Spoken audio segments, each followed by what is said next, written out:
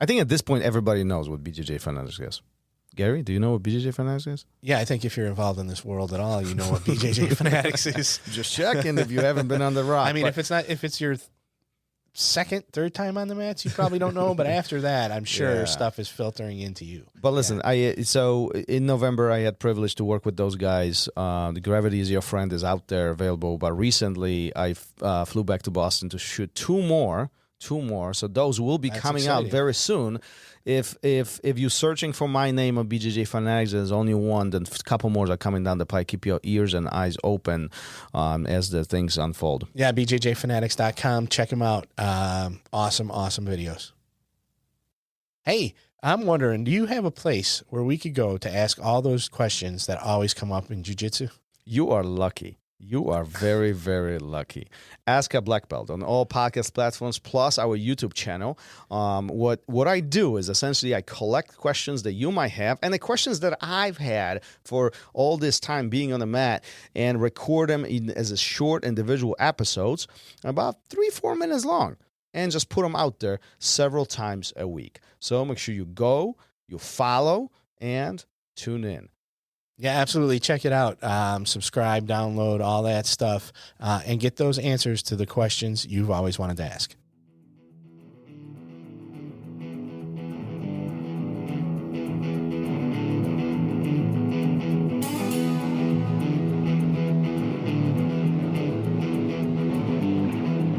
Welcome to Raw Radio.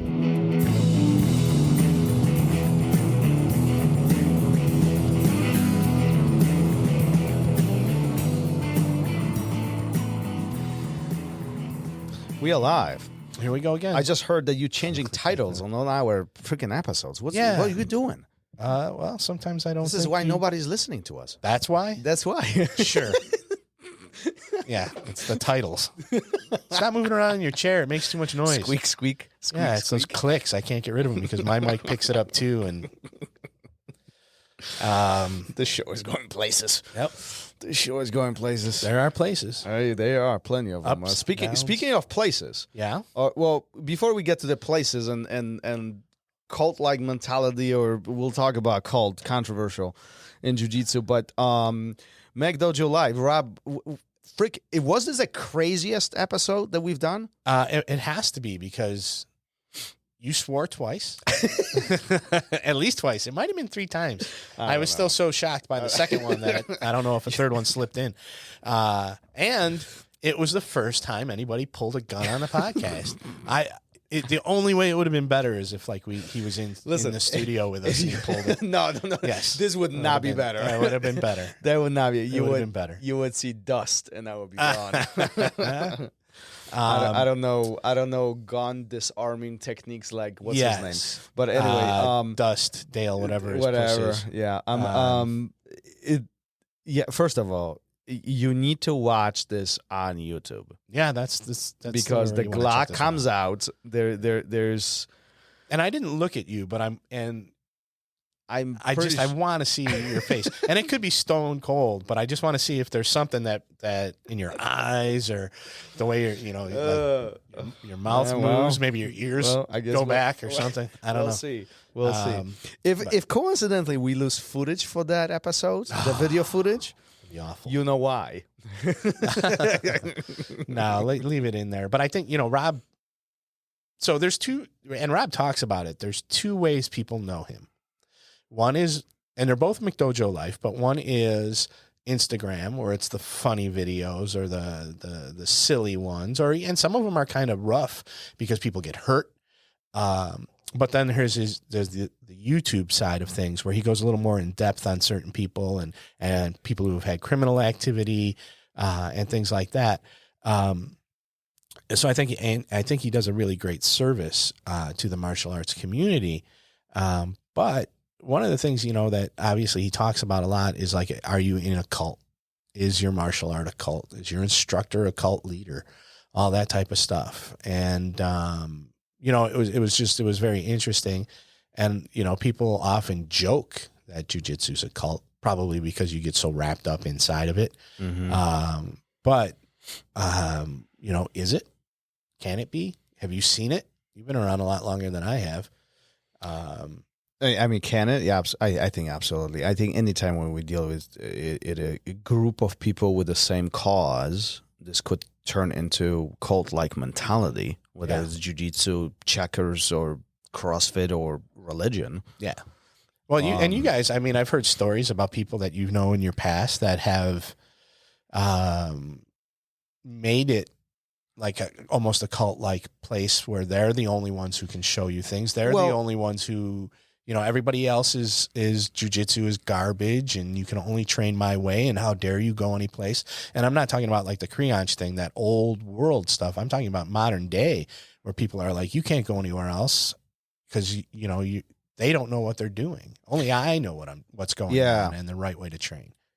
Well, listen, before we go in there, I think it's important to understand why this happens, or why situations like this happen. Why you need to train in my place and nowhere else. Why you cannot talk to these guys because they are against us, right? And I think that's a really fundamental and important point of understanding where this came from, and then we can talk about whether it's right or wrong. And I'm happy to share my view on this. But a lot of this, I think, came from this old school competition-driven mentality from way back in the day, whether it was Japan or Brazil. And again, there are people who are smarter than me and more historically involved in that I can tell stories. But we've had a handful of them even on the show who told us, listen, back in the day, you trained at this camp and you did not talk to the other camp because they are against us. Right. Well, that was and that's the competition thing. It was team against team, individual against individual, and it was extremely team driven. Right. What's important to remember that one, this is in Brazil. It's a very different culture. Two, this is 20, 30, 40, 50 years ago, which again puts very different times that we are surrounded by. Now as the evolution of jiu-jitsu took place, some of those pioneers migrated to the U.S. and some of that mentality sticked around, and I don't believe, honestly, that any of this was done viciously. No, but it's not exclusive to jiu-jitsu, though. It's other martial arts, and it's obviously in other ways of life, religions, and so on, politics too. But you said something interesting. You said team-driven, right? And I think where it changes is when it becomes instructor-driven. When it's not, you can't go anywhere else because it's us versus them. It's you can't go anywhere else because only I can teach you the correct way. Right. So I think only I have the answer. So I think they're the layers, right? They are these layers, and let's talk about the team for a moment, right? So you see this probably very visibly in soccer. Team against team. I don't watch that. Well, in Europe you do. But even talk about hockey, maybe. Is that why you get along between Sox and Cubs? Like you guys get along, and we don't get along. What the hell are you talking about? That's my point. Exactly. Well, no, that's a cultural thing here in the city. So this is the moment and we where can talk you north, need south side, north side in a moment. We can do another takeaway about that. This is a moment where you need to watch this on YouTube because the moment I mentioned those two teams, Gary's blood pressure went up. Start swearing again. He got much higher on his chair, and the microphone got pushed away. And stick my chest out. But no, listen. All of this, I don't think any of this was done in a negative condensation or in the negative intent. There was a motion or intent of protecting your team, protecting your knowledge. And way back in the day, there was no YouTube, there was no video. Nobody could go. The only way, Draculina talks about this. The only way to learn what the other guys were doing is going to the tournament and see how they beat somebody else. And here's another difference is you're challenging your skill set, right? Where a lot of these other things that we're talking about, the true cult-like things, you don't even get to challenge your skill set. Well, and so wait, because I think we're gonna get there. So that's how it was back then. So everybody was very protective of their own group, right? This is, I think, where some of this started. That's the source of it. Don't go to this team. Don't go to this team. Don't tell them what we are doing. Don't show them because they can beat us and blah, blah, blah, right? Now, the moment it migrates to U.S., in my eyes, this is where you're talking about this culture of freedom. We are very open to everybody. We welcome everybody. There is definitely a little bit more of a service-driven approach. Everybody is more inclined to make money, blah, blah, blah, and so this. But this mentality of don't share this with them still sticks around, right? And I think this is where it becomes this kind of gray area, what's right or what's wrong, So I think in jiu-jitsu particularly, this is where it's surfacing. Some of this surfaced, right? And then it goes to the next level where you have, this one individual is leading this group, and he knows all this stuff. Don't go and don't learn from these guys because they don't know what they are doing. And some of this, honestly, in my opinion, boils down to the insecurity of that leader. Sure. Because if that leader is so phenomenal, he could encourage everybody to go everywhere and learn everything from everybody else because he knows he's good.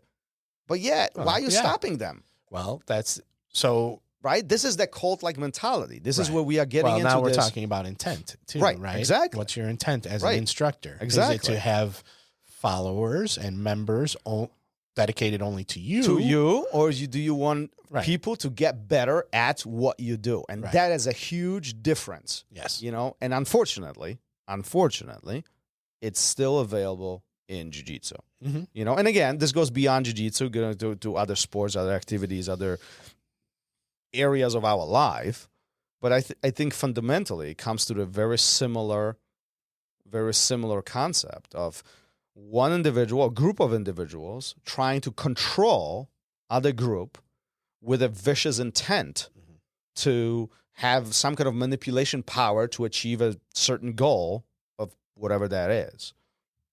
Would you agree? Yeah, and I think the goal is probably it's their self-interest. It's not a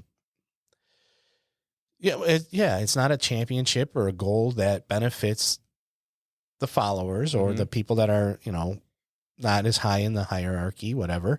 It's for those few individuals at the top. What can we do for ourselves while we can use these people to benefit, our own benefit, right? And you see it all different places. So I guess really is, how do you know the difference as a person walking in off the street? What signs are you looking for? You walk into certain academies and there's 1 million trophies on the wall. And then you walk into some others and that instructor might have 1 million trophies, but they're all in his garage, How do you navigate through these certain pitfalls where you can get sucked in with somebody who is taking advantage of you? Well, I think it's easier than ever been to get to. But it's also, I think it's easier for them. It might be easier for them to manipulate you too. Maybe Rob so. talked about stuff like that. Yeah. So, but you know what? Beautiful part about community in general, and I'm not talking about the one academy. I'm talking about the larger group.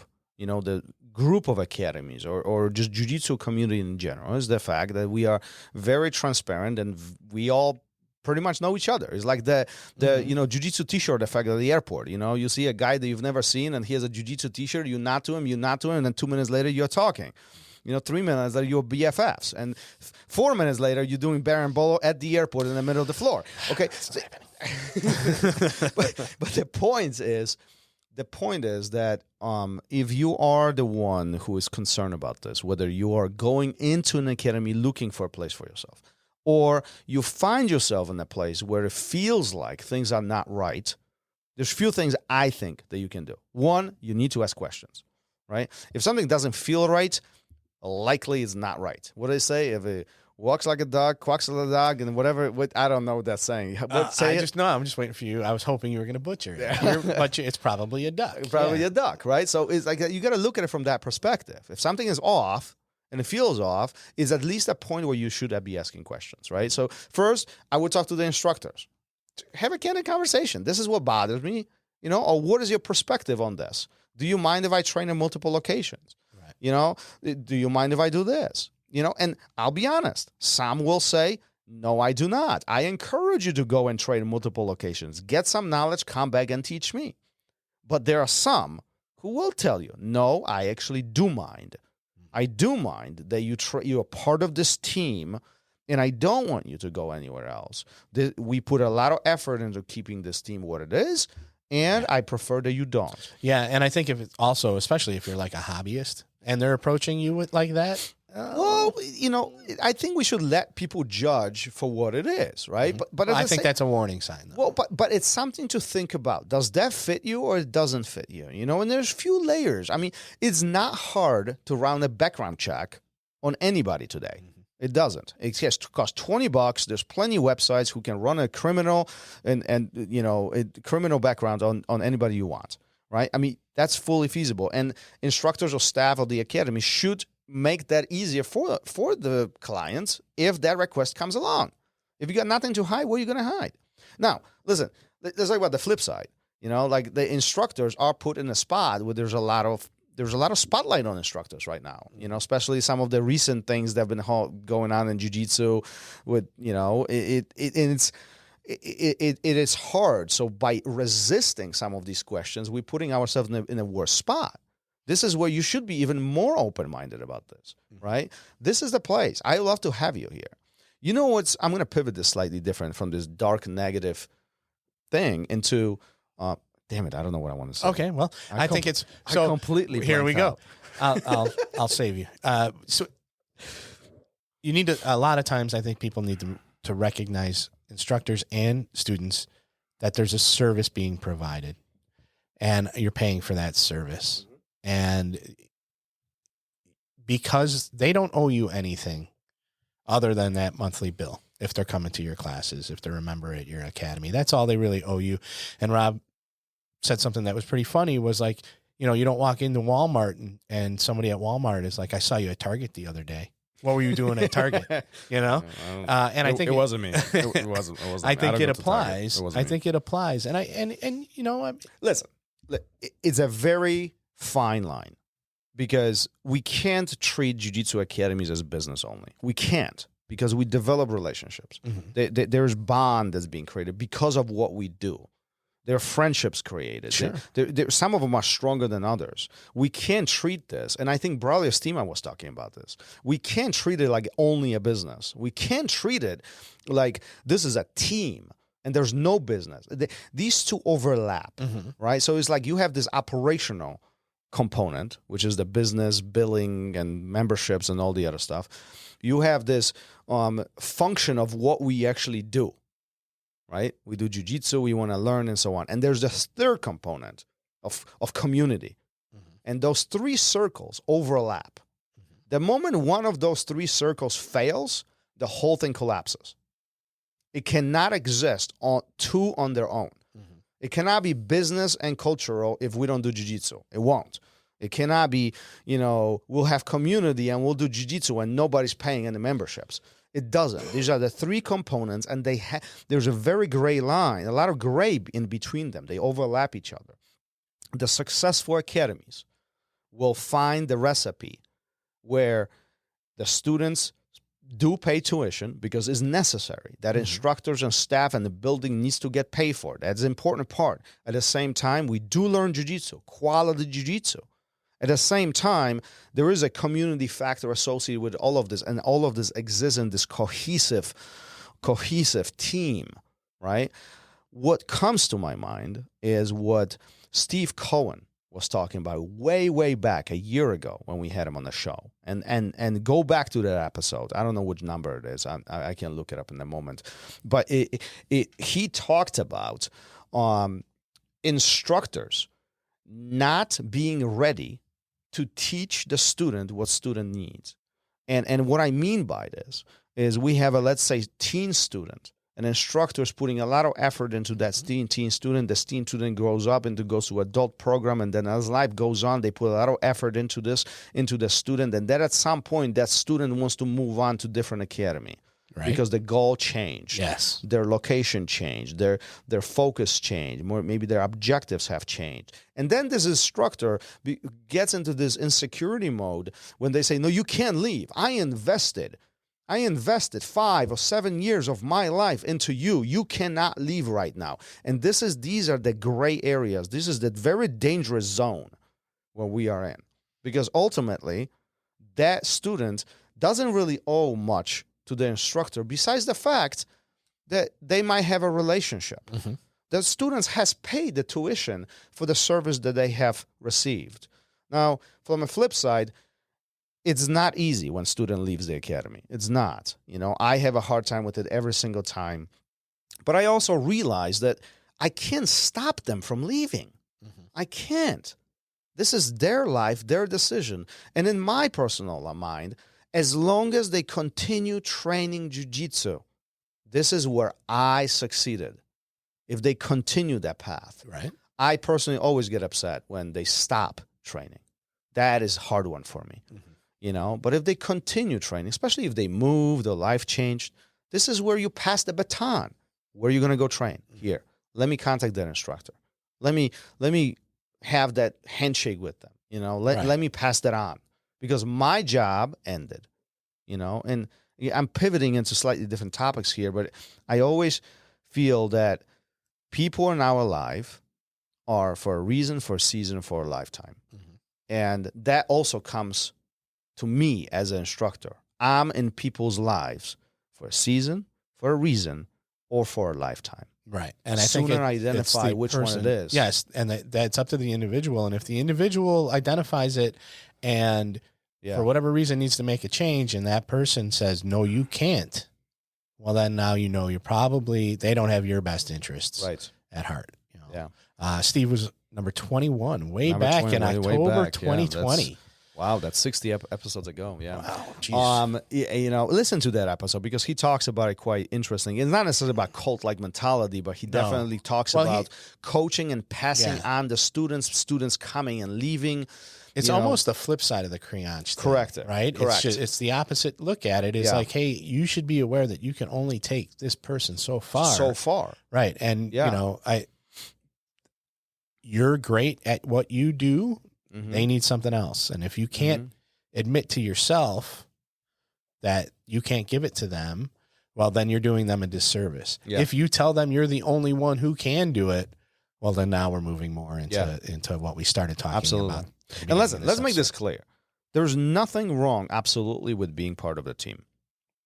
Zero.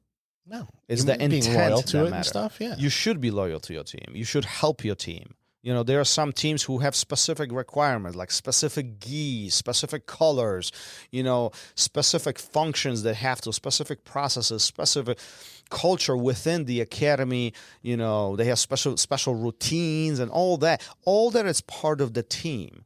But the intent, what is important, is that instructor or is that facility doing all of this with a one goal of having goal driven towards them, or are they trying to help you on your journey? And that is what you need to figure out as a student. That is what I'm going to encourage you to really dig deeper into it. You do want to find a safe academy. You do want to find a place where you can, anchor in and enjoy, and fits your needs. Yeah. You're going to have to make some adaptations in your life, whatever. Yeah. That's great. Yeah. Not every academy is for everybody. Right. Okay. And what I mean by this, not every team is for every single person. They all have their own cultures. They all have their own dynamics. They all have their own leaders. Sometimes too many cooks in the kitchen is not good. Sometimes that one leader is not what you want. Sometimes the dynamic within the team is not what you want. Mm-hmm. And that's okay. It's okay to find a place which suits you. We often say life is too short. This is the moment where I often think about it. Life is actually long. You stole that from me from a couple episodes ago. You said that? Yeah. Yeah. Hold on. Look at you. You're baffled. Really? Are you going to swear again now? No. Yeah, I said that. Maybe I do pay attention to what you say. Well, obviously you don't. I mean, it made some sort of impact, but you're not giving me the credit. And I'm sure I got it from somebody else. I did get it from somebody else, actually, and I couldn't even remember who. But yeah, absolutely. Well, before you interrupted me. I dropped my pen. Listen, life is long. It can be. And it can be. And invest the time and effort into something that's going to bring smile to your face. Yeah. Don't do it for other people. Do it for yourself. In some way, is a selfish way of thinking. But listen, you're here for you, not for anybody else. Mm-hmm. Yeah, for sure. For sure. All right. Are we done here? Man, I talked a lot today. Tell me about it. All right. Later. Peace. Bye. See ya. Yeah. You always got to get the last word. Bye. Bye. Thank you for listening to Raw Radio. If you enjoyed the show, don't forget to leave us a review and help us make the show even more amazing. For future episodes, check out our website and follow us on all major podcast platforms. Take care.